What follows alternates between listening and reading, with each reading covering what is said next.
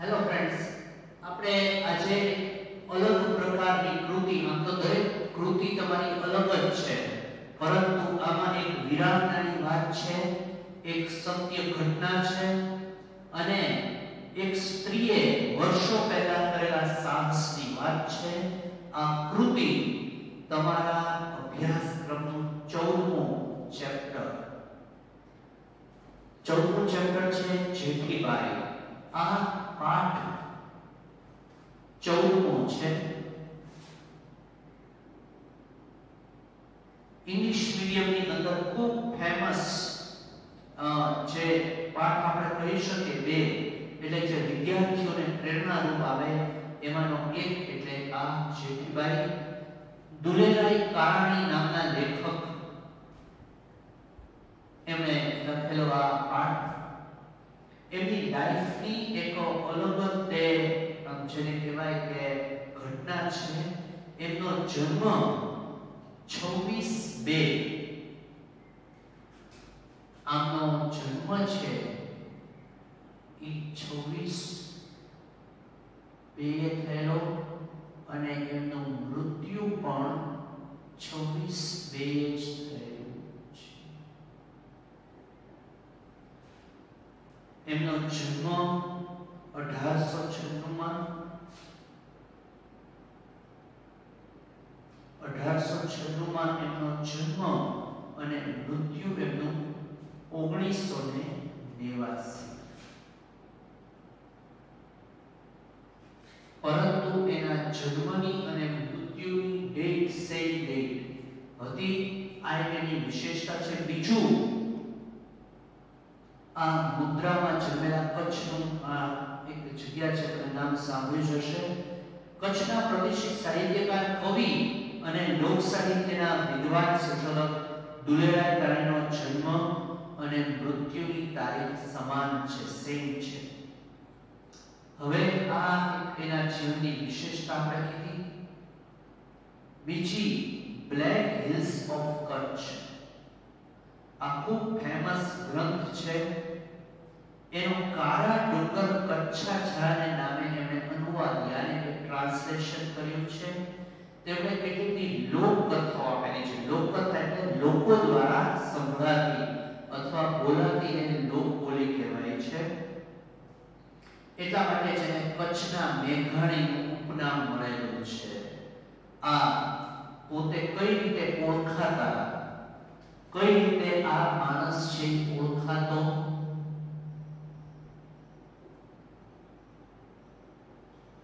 કચ્છમાં આવેલા આ વ્યક્તિને કચ્છના મેઘાણી કહેવાતા.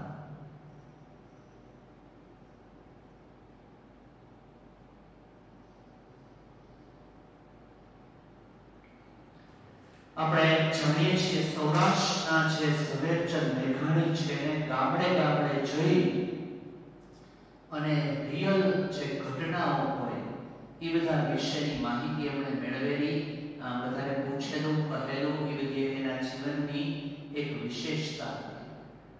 અને એને 16 થી 12 વટિયા, સૌરાષ્ટ્રની વસ્તાર, આવી બધી સ્ટોરીઝ બધી ભેગી કરી અને એમના પુસ્તકો જે બનાવેલા છે મેં તમને વાત કરી, એને કારણે સિરિયલો રૂપે લઈ આવી.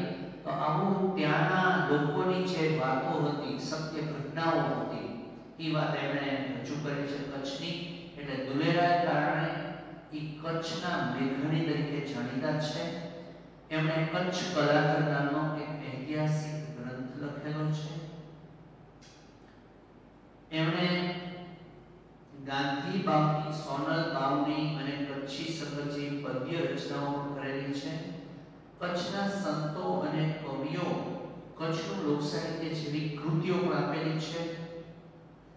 આજે જે હું તમને સ્ટોરી કહીશ, વાત કહીશ, એમાં એક સારા જે મેનેજમેન્ટ કરતા, પોતાના લોકોનું ધ્યાન રાખવાની કલા જેઠીબાઈમાં હતી.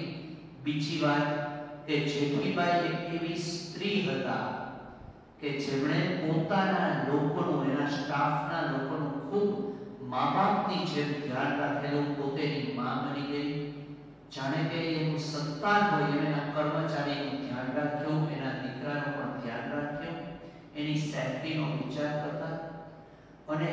સમયે ફોરેન ગયેલા, વિદેશ, જેને ભણતર નહોતું, અભ્યાસ નહોતો, એ વ્યક્તિ એ સમયે વિદેશ ગઈ. આ બહુ મોટી ઘટના આપણે જાણે રાણી લક્ષ્મીબાઈની ગાંઠ પાવી દે એવી એક જોશીની ઘટના આજે આપણે જોઈએ છીએ. સત્ય ઘટનાત્મક જેઠીબાઈ કૃતિ હવે આપણે સાંભળીએ છીએ.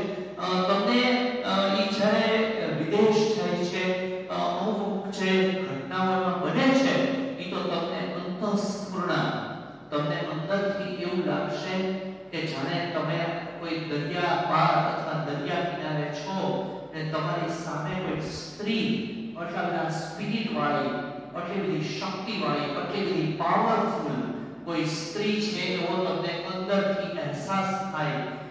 એવા અમુક પેરેગ્રાફ છે, તમે ખાસ ધ્યાનપૂર્વક જેટલો ઇન્ટરેસ્ટથી આ કૃતિ ભણશો, આ લોકકથા ભણશો, એટલું જ તમને પોતાને અંદરથી પાવરનો એક અનુભવ થશે.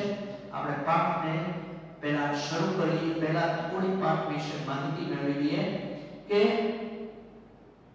દીવ જે એક શહેર છે, ઉનાથી આગળ આવેલું ગુજરાતમાં,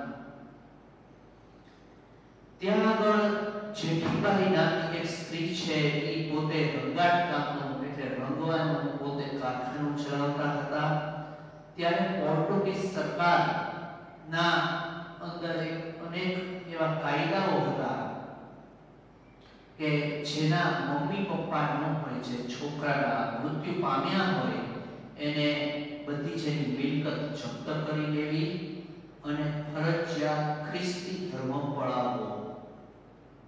પરંતુ આ કાયદો જ્યારે એના જ કર્મચારી મરી જાય એમ હતો, ઓલરેડી એના કર્મચારીની છેલ્લી દશા હતી અને એની પત્ની તો મૃત્યુ જ પામેલી હતી, એ સમયે જેઠીબાઈ તો તારા દીકરાને બચાવી લઈશ, તારી પ્રોપર્ટી કે તને ક્રિશ્ચનને બનાવે એવું નહીં થવા દઉં. પોતે રાતોરાત એના લગ્ન કરાવી નાખ્યા, એના દીકરાને બચાવી લીધો અને આ કાયદો એક વિદેશ પોતે જઈ અને ત્યાંની રાણીને મળીને કાયદો કેન્સલ કરાવ્યો. આવી મોટી ઘટના પાઠમાં છે. આપણે પાઠને જોઈ પહેલાનો સાર જોઈ લીધો. હવે પાઠ શરૂ કરું છું. રાવ શ્રી ભારમલજી રાજ્ય અમલ દરમિયાન માંડવીની ખત્રિયાણી જેઠીબાઈની હિંમત અને ગુનેનો કિસ્સો છે. એની બુદ્ધિ અને એની હિંમત, આ બંનેનું જોડાણ એટલે આ પાઠ. માત્ર કચ્છ માટે જ નહીં પરંતુ સમગ્ર ભારતની અંદર સોનાના અક્ષરે, સુવર્ણ અક્ષરે લખી શકાય એવી આ ઘટના છે. અમાસની અંધારી ઘેરી રાત્રિનો ગાઢ અંધકાર. મહિનાની અંદર એક અમાસ એવી આવે, એક દિવસ અમાસનો એવો હોય જ્યારે ચંદ્રમા દેખાય નહીં, એટલે બહુ જ અંધારું હતું. દશે દિશાને અંધકાર ઘેરી વળ્યો હતો.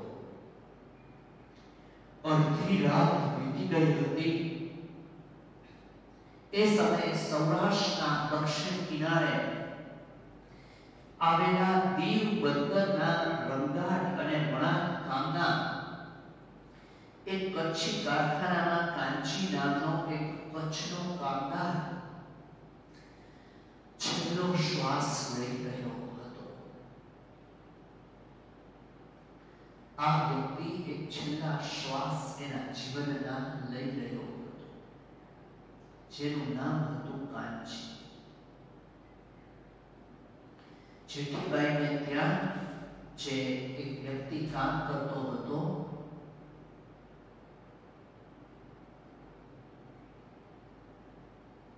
કાંચી નામનો વ્યક્તિ,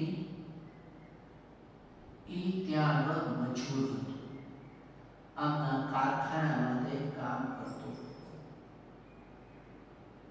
આ વ્યક્તિ એના જીવનના છેલ્લા શ્વાસ લેતો હતો.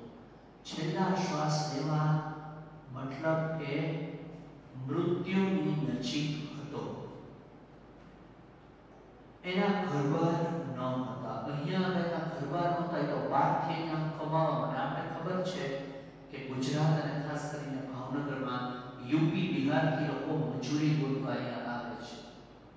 આ વ્યક્તિ એ સમયે પણ મજૂરી કામ કરવા અહીંયા આવેલો, ગરબા ગરબાની અહીંયા પત્ની તો ક્યારની પરમધામ પહોંચી ગઈ હતી, એટલે ઈશ્વરને પ્રાપ્ત થઈ ગઈ હતી, મૃત્યુ પામી હતી. પેટનો ખાડો પૂરવા, પેટનો ખાડો પૂરવો મતલબ કે ભોજન વગેરે માટે વ્યવસ્થા કરવી. પેટનો ખાડો પૂરવો ભૂખ્યા માટે, ભૂખ્યા પેટ માટે અન્નની વ્યવસ્થા કરવી.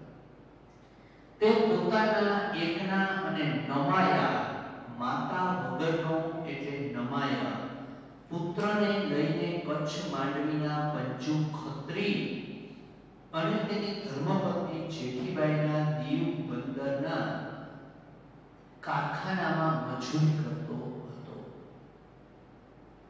પત્ની મૃત્યુ પામેલી અને દીકરો નમાય બની ગયો હતો. એને સાથે રાખી અને આ કામ કરતા હતા. 10 વર્ષના દીકરાને લઈને તે અહીંયા આવ્યો હતો.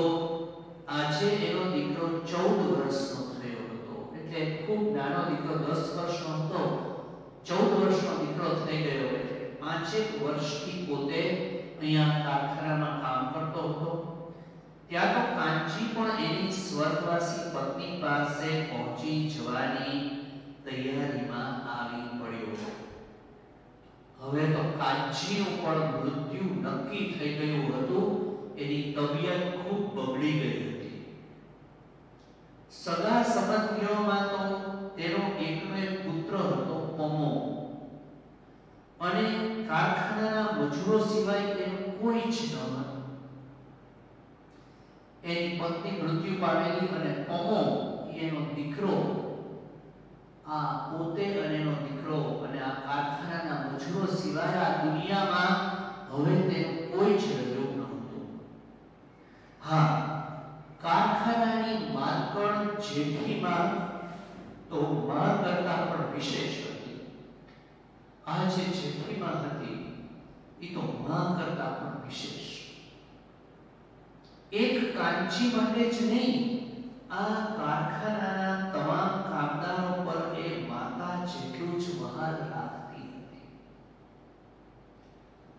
તમામ ઉપર ખૂબ વહાલ, ખૂબ જ પ્રેમ રાખતી હતી. પારકા પ્રદેશમાં પેટનું પૂરું કરવા આવેલ કામદારોની માતાની ખોટ જેઠીમાં પૂરી કરતી હતી. જે પોતાના મા બાપ ઘરબાર બધું છોડીને અહીંયા નોકરી કરવા આવતા, એનું માની જેમ જેઠીબાઈ છે ધ્યાન રાખતા. જેઠીબાઈએ કચ્છ માંડવીથી ઉપડીને દીવ બંદરમાં રંગાટ અને વણાટ કામનું એક મોટું કારખાનું ઊભું કર્યું હતું.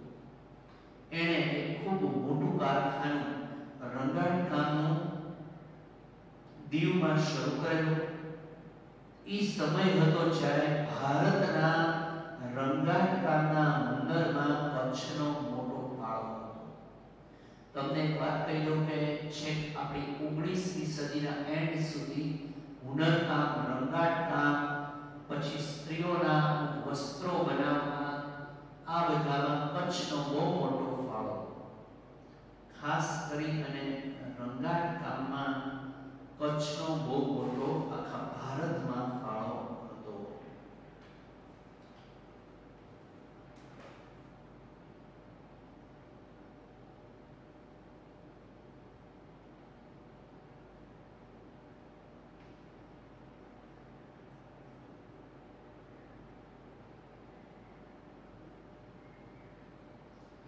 આખા ભારત દેશમાં રંગાટ કામમાં મોટો ફાળો કચ્છનો હતો. ત્યારે આણે આ કાર્ય શરૂ કરેલું. જામરાવણના વખતમાં કચ્છથી જામનગર આવેલા ખત્રીઓએ રંગાટ કળાને ખૂબ ખીલવી હતી. જામનગરની ઘણી વસ્તુ ફેમસ હોવાનું કારણ અમુક કચ્છી લોકો ત્યાં વસ્યા હતા. સમસ્ત સૌરાષ્ટ્રમાં જામનગરનું રંગાટ કામ એક અવાજે વખણાતું. બધા લોકો કહેતા કે જામનગરનું રંગાટ કામ એટલે સૌથી શ્રેષ્ઠ, પરંતુ જેઠીબાઈ તો દૂર દૂરના દીવ બંદર પર પસંદગી ઉતારેલી હતી. એને તો ખૂબ દૂર દીવના બંદરે આ પસંદગી ઉતારેલી. એની પાછળ એને બહુ સારું માઇન્ડ, એનું મગજ વાપરેલું. દીવ બંદરથી એના કારખાનાનો પુષ્કળ માલ પરદેશ પર ચડતો હતો. ખાલી ભારતમાં જ નહીં પરંતુ વિદેશમાં પણ જેઠીબાઈનો માલ જતો. યુરોપ, ઈરાન અને જંગબાદ મોઝામ્બિક સુધીનો માલ પહોંચી જતો. ઉચ્ચ કક્ષાની રંગાટ કળાને લીધે દિવસે દિવસે આ કારખાનાનો વધુને વધુ વિકાસ થતો જતો હતો. કારખાનો તો ખૂબ આગળ વધતો જ ગયો. ગુજરાતના સુલતાનોના સમયમાં પોર્ટુગીઝ લોકોએ આક્રમણ કરીને દીવ જીતી લીધું હતું. આ એક એવો ટાઈમ હતો જ્યારે દીવ પોર્ટુગીઝ લોકોએ સુલતાનો પાસેથી અને અમુક યુદ્ધોમાં મેળવી લીધું હતું. 17મા સૈકાની અધવચ્ચેનો એ સમય હતો. પોર્ટુગલની મહારાણી વતી દીવનો વહીવટ પોર્ટુગીઝ ગવર્નર ચલાવી રહ્યો હતો. પોર્ટુગીઝ ગવર્નર હતો જે ત્યાંની મહારાણીનો વહીવટ હતો એ અહીંયા દીવમાં પોતે ચલાવતો. એ અરસામાં પોર્ટુગલ પાદરીઓ તરફથી ધર્મ પરિવર્તન ની વટાળ પ્રવૃત્તિ એટલે એક ધર્મમાંથી બીજા ધર્મમાં વટલાવો, એને વટાળ પ્રવૃત્તિ કહેવાય, પૂરજોશમાં ચાલી રહી હતી. ભારતમાં ખ્રિસ્તી ધર્મના ફેલાવા માટે પાદરીઓ જમીન આસમાન એક કરી રહ્યા હતા. બહુ ઝડપથી ક્રિશ્ચન ધર્મનો ફેલાવો કરાવવા માટે આ જે પાદરી લોકો હતા એના મુખ્ય એ બધા બહુ ઝડપથી બધા લોકો ક્રિશ્ચન બને એના માટે પ્રયત્ન કરતા હતા. અને કોઈ પણ રીતે અજ્ઞાન અને ભોળા લોકોને લાલચમાં લપટાવી, અમુક પૈસા આપીને, અમુકને નોકરી આપીને, અમુકને મકાન આપીને, એવી રીતે ભોળા લોકોને લાલચમાં લપટાવીને તેમને ખ્રિસ્તી ધર્મમાં ખેંચી લાવવામાં આવતા હતા. જે લોકોને ખબર નહોતી પડતી આ રીતે ક્રિશ્ચન બનતા જતા હતા. અહીંના કાયદાઓ પણ વટાળ પ્રવૃત્તિને ઉત્તેજન આપે એવા પ્રકારના કરવામાં આવ્યા હતા. અહીંયા એવા કાયદાઓ હતા કે જેને કારણે વટાળ પ્રવૃત્તિ બહુ તીવ્ર બની ગઈ હતી. એમાં એક એવો કાયદો હતો કે કોઈ પણ બાળક નિરાધાર થાય, નિરાધાર મતલબ આધાર વગર, તો તેને બળજબરીથી ક્રિશ્ચન બનાવી દેવાનો, ખ્રિસ્તી બનાવી તેના માલ મિલકત જપ્ત કરી દેવા.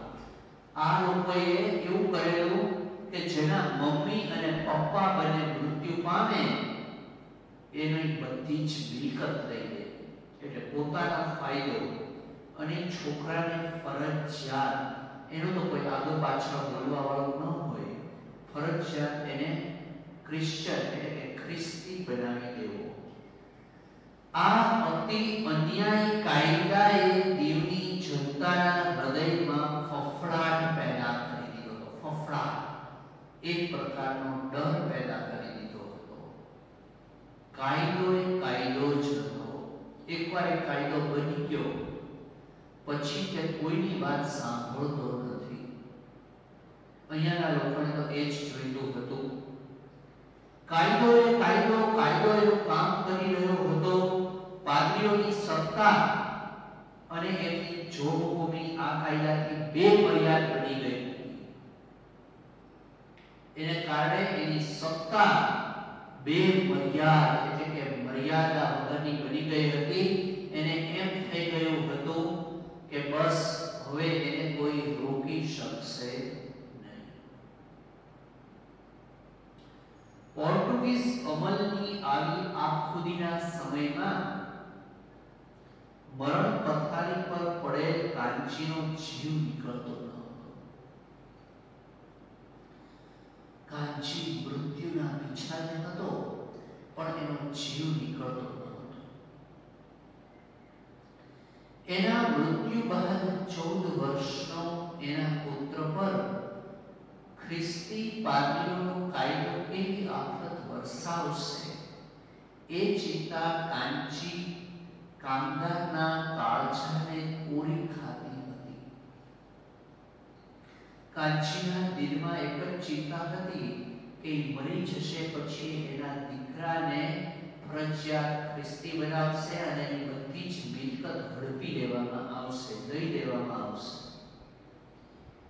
એનો જીવ એ ચિંતામાં જ અટવાયા કરતો હતો. આજે 8 દિવસથી એણે અનાજનો એક દાણો પણ લીધો નહોતો. આમ છતાં છેલ્લા ડચકા ખાતો એનો જીવડો કેમે કરી નીકળતો ન હતો. એના જીવની મુક્તિ થતી ન હતી. આટલું બધું બનવા છતાં, આટલી બધી બીમારી હોવા છતાં એનો જીવ નીકળતો નથી. 8મા દિવસની અડધી રાતે એના જીવને રૂંધાતો જોઈને જેઠીમાં એને આશ્વાસન આપી રહ્યા હતા. જ્યારે એનો જીવ રૂંધાતો હતો ત્યારે પાછળ આવ્યા અને એના જીવને રૂંધાતો જોયો. કાનાભાઈ, તું તારા જીવને ગતે કર, તું તારા જીવને ગતે કર. એણે કીધું, તારે જે કેવું હોય તે કહી દે, તારો જીવ કેમ પકડાય છે? એણે પૂછ્યું કે તારો જીવ કેમ પકડાય છે? તરત જ આ શબ્દો બોલ્યા કે તારો જીવ કેમ અકળાય છે? તું કેમ આમ રોકા છો? તારો જીવ કેમ ગતે કરતો નથી? કઈ વાત તારા મનમાં છે? આ વખતે કાના કામદારે બાજુમાં ઉભેલા એના કિશોર પુત્ર તરફ અંગુલી નિર્દેશ કર્યો. એટલે આંગળીથી એણે દેખાડ્યો કે આ દીકરાને કારણે. જેઠીમાં તરત જ એના મનની વાત પામી ગયા. જેઠીમાં સમજી ગયા કે એના દિલમાં શું ચાલે છે. કિશોરનો હાથ પોતાના હાથમાં લઈને કીધું, કાના, હું આજે ભગવાનની સાક્ષી રાખીને પ્રતિજ્ઞા લઉં છું કે મારું આખું કારખાનું ભલે ઊંધું વળી જાય તો પણ તારા દીકરાને ઊની આંચ આવવા નહીં દઉં. એણે કીધું કે મારું કારખાનું ભલે ઊંધું વળી જાય, જે થવું હોય તારા દીકરાને હું કાંઈ નહીં થવા દઉં. મારા કારખાનાનું જે થવું હોય તે થાય. આજથી આ તારો દીકરો એ તારો દીકરો નથી, પણ મારો છે. તું સુખેથી તારો જીવ ગતે કર.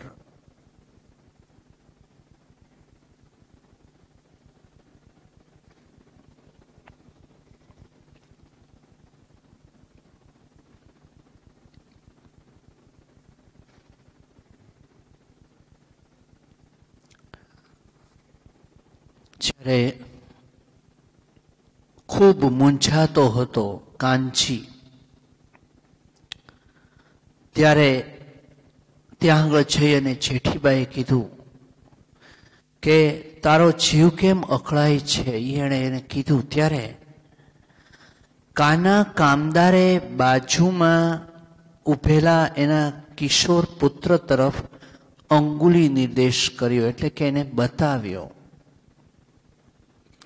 જેઠીમાં તરત જ એના મનની વાત પામી ગયા. જેઠીમાં સમજી ગયા એના મનની વાત. કિશોરનો હાથ પોતાના હાથમાં લઈને કહ્યું, તરત જ જેઠીબાઈ સમજી ગયા કે આ મૃત્યુ ની નજીક પહોંચ્યો છે પણ એનો જીવ કેમ જાતો નથી? કારણ કે એને એના દીકરાની ચિંતા છે.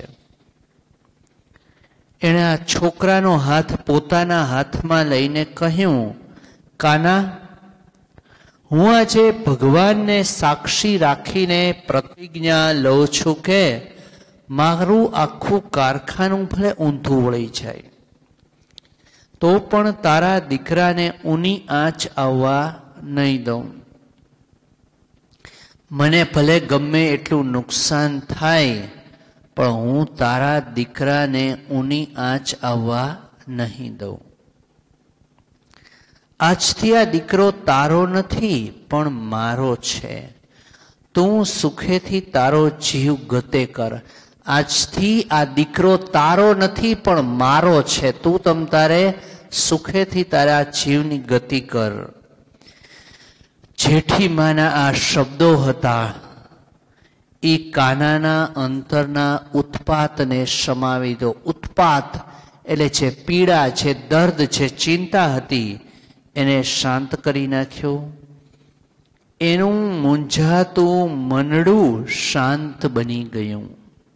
એનું મન જે મૂંઝાતું હતું એ હવે શાંત થઈ ગયું.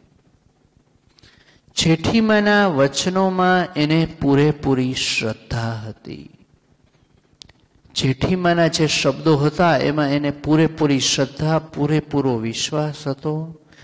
થોડી જ વારમાં એના પ્રાણ પરવારી ગયા. પ્રાણ પરવારી ગયા આ એક રૂઢિપ્રયોગ છે. એનો અર્થ એવો થાય કે મૃત્યુ થઈ જવું. થોડી જ વારમાં એના મનને શાંતિ થઈ ગઈ. એને જેઠીમામાં વિશ્વાસ હતો અને અંતે એનું મૃત્યુ થયું. ખેલ ખરાખરીનો હતો. કાનાના અવસાનની વાત બહાર પડી જાય તો તે જ ઘડીએ પાદરીઓ અને પોલીસોનો ધસારો આખા કારખાનામાં ઉથલ પાથલ મચાવી દેવું હતું. જો આ વાત બહાર પડી જાય કે આ વ્યક્તિનું મૃત્યુ થયું છે, કાનાનું, અને આ છોકરો હવે અનાથ થયો છે, તો કારખાનામાં પોલીસ આવી જાય અને ખૂબ ઉથલ પાથલ થઈ જાય એવું હતું. કાનાના નિરાધાર દીકરાને અને એની ઘરવખરીને પણ ખેંચી જાય.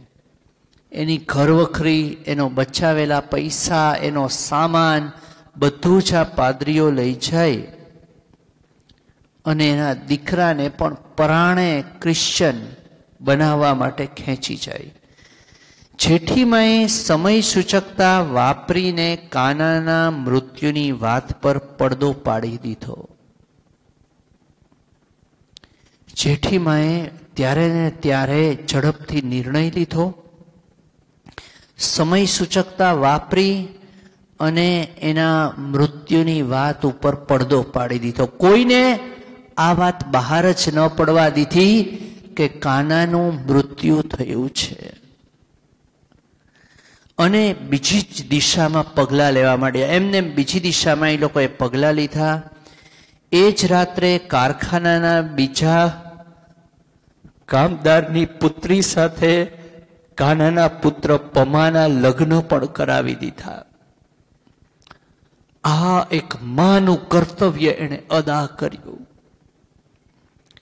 એણે એનો દીકરો નિરાધાર થઈ જાય અને બધું જ ઝૂંટવાઈ ન જાય એ માટે પમાના પુત્રના લગ્ન, પિતાની લાશ હતી પણ ત્યાં ને ત્યાં એણે લગ્ન કરાવી દીધા પમાના ત્યાંના છે બીજા કામદારની દીકરી સાથે.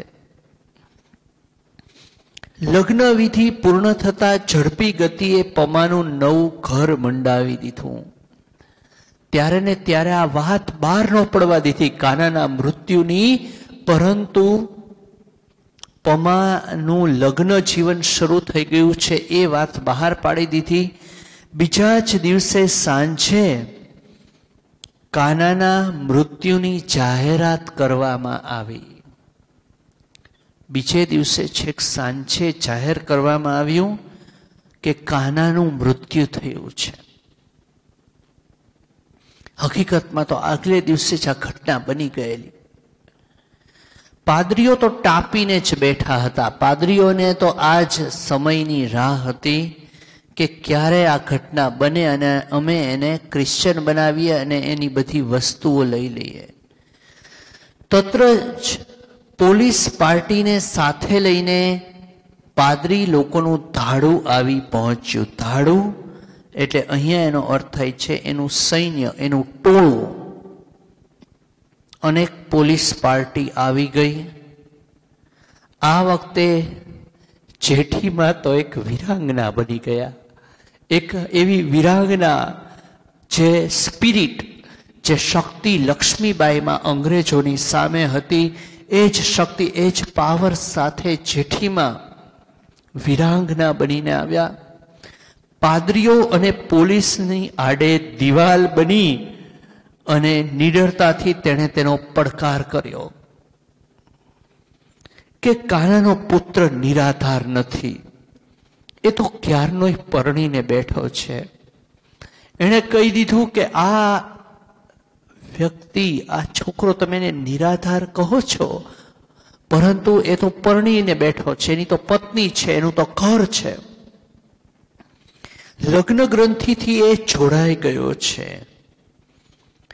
આ જેઠીમાનું રૂપ એટલું બધું રણચંડી જેવું બની ગયું હતું કે પોલીસ અફસર તો તેની તેજસ્વીતા આગળ ઢકાઈ ગયા, કંઈ બોલી શક્યા નહીં. થોડા ધમ પછાડા માર્યા, પણ અંતે તો આ લોકોને પાછા જ ફરવું પડ્યું. આમ છતાં એ લોકો સહટ મમત મેલી દેવા નહોતા. આ તો બધા અફસરો હતા. આ બધા લોકોના હાથમાં સરકાર હતી, એટલે એ ઝટ આવું મમત મેલી દેવા નહોતા. પોતાના કાર્યને જ મહત્વ આપતા હતા. અને એની જે મમતીલી પોર્ટુગીઝ સરકાર હતી એ પાદરીઓના કબજામાં હતી. એ કહે એવું જ ઘણું બધું થતું. કાનાનો મુકદમો એ લોકો દીવાની પોર્ટુગીઝ અદાલતમાં લઈ ગયા. કાનાનો જે મુકદમો હતો એ આ લોકો પોર્ટુગીઝની અદાલતમાં લઈ ગયા, જેથી કરીને એના તરફી ન્યાય આવે. પરંતુ કાનાના પુત્રના લગ્ન ફોક કરવા એમણે ન્યાયની અદાલતનો આશરો લીધો.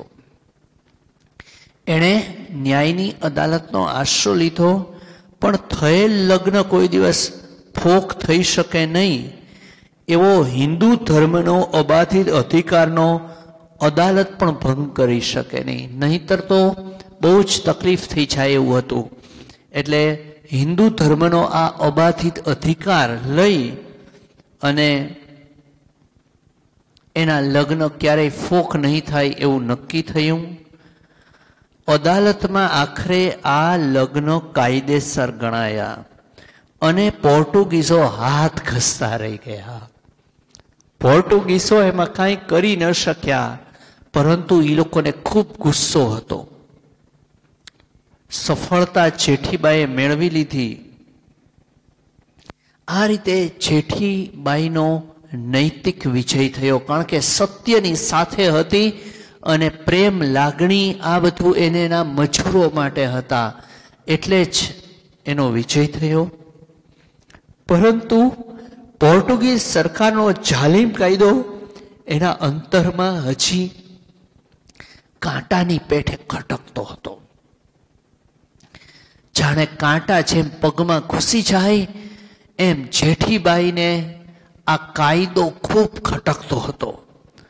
આ કાળા કાયદાના સકંજામાંથી છૂટવા માટે કયો રસ્તો લેવો, એ જ વિચારો એના અંતરમાં રાત દિવસ ઘોળાતા હતા. એને અંતરમાં એમ થતું હતું કે આ કાયદો કઈ રીતે બદલવો, આ કાયદાના જે ડ્રોબેક હતા, કેટલી બાબતો છે એ એને ખરાબ લાગતી હતી.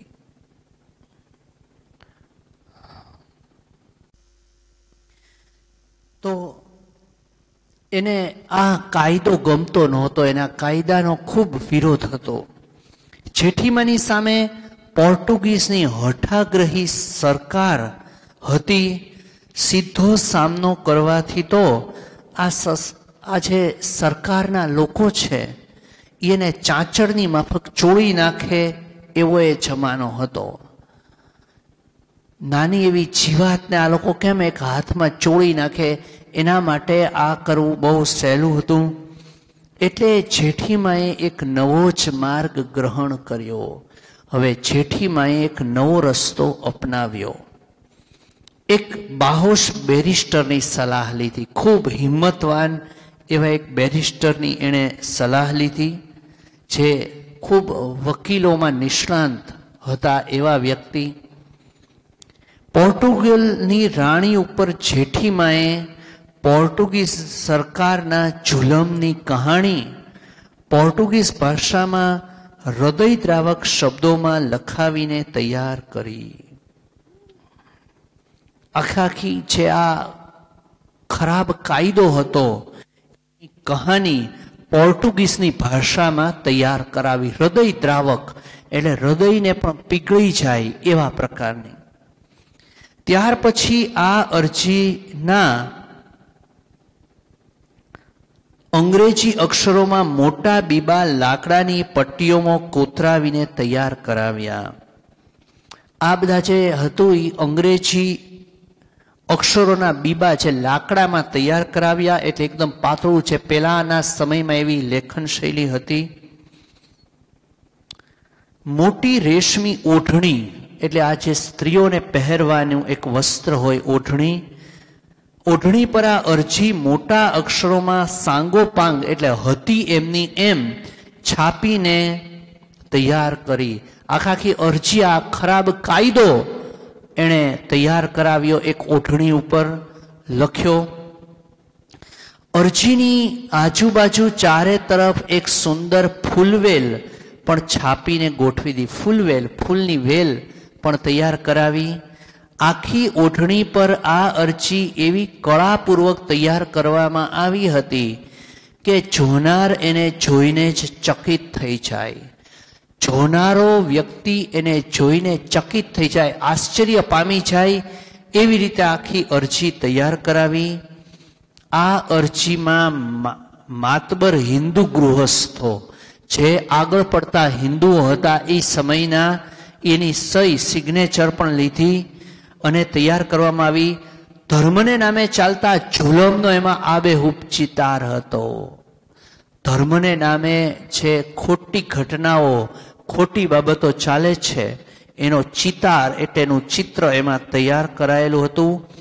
આ અરજી છાપેલી ઓઢણીને સુંદર કિનખાબની થેલીમાં મૂકીને જેઠીબાએ પ્રવાસની તૈયારી કરવા માંડી. એક આખું કિનખાબ, એક પ્રકારના એવા કપડાની અંદર આ તૈયાર કરી અને પોતે દીવથી ત્યાં આગળ જવાની તૈયારીમાં લાગી પડ્યા.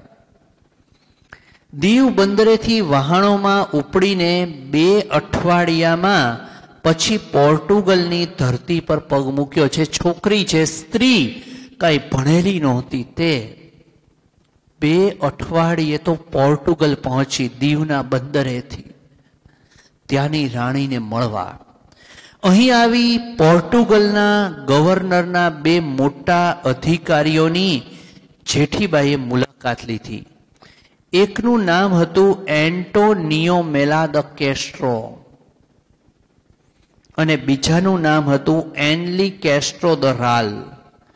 આ બંને અધિકારીઓએ ઘણી જ સહાનુભૂતિથી જેઠીબાઈને મુલાકાત આપી. બહુ સહાનુભૂતિ, બહુ પ્રેમ અને સ્નેહથી આ લોકોએ, જ્યારે ઇન્ડિયામાંથી કોઈ સ્ત્રી ભણેલી નથી એ ત્યાં પહોંચીને એને ખૂબ માન આ બંને અધિકારીઓએ આપ્યું. એની બધી હકીકત પણ ધ્યાનમાં લીધી. આ મુલાકાત વખતે જેઠીબાઈ ધોળે દિવસે હાથમાં સળગતી મશાલ લઈને ગઈ હતી. આ સ્ત્રીએ હાથમાં મશાલ, આ એક સિમ્બોલ હતો. પોતે ભણેલી નહોતી, છતાં એણે ફોરેનરની હારે કેમ વાત કરવી એટલે હાથમાં મશાલ રાખ્યો. એનું કારણ એવું હતું કે પોર્ટુગીઝ સરકારના રાજ્યમાં ઘોર અંધકાર છે અને એ લોકોને પ્રકાશની જરૂર છે. એવા કાયદાના માટે આ સ્ત્રી ત્યાં પહોંચે છે. ફોરેન જે ભણેલી નથી, જે પોતાના કર્મચારીઓનું માની જેમ ધ્યાન રાખે છે, આવી એક સ્ત્રી જે જુસ્સો આપે છે, જે ભારતની સંસ્કૃતિનું પ્રતીક છે. આવો એક સુંદર મજાનો પાઠ આપણે ભણતા રહીએ છીએ. આવતા લેક્ચરમાં એની આપણે આગળ વાત કરશું.